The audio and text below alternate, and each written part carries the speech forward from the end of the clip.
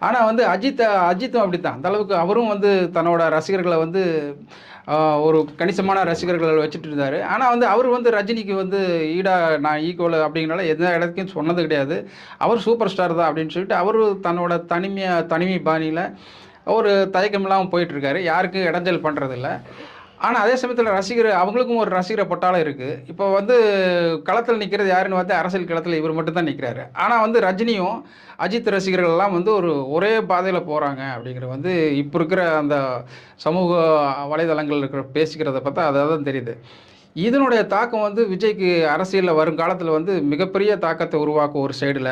ஒரு சைடு சீமான் அப்படி ஒரு எதிராளியா இருந்தா கூட, இவங்களோட தாக்கம் வந்து மிகப்பெரியா இருக்கு. யாருக்கு ஓட்டு போட்டாலும் போடுங்க, விஜய்க்கு ஓட்டு போடக்கூடாது அப்படின்ட்டு அவங்க இப்ப இருந்தே பிரச்சாரம் பண்ண ஆரம்பிச்சுட்டாங்க. அது தன்னோட எதிரின்ட்டு.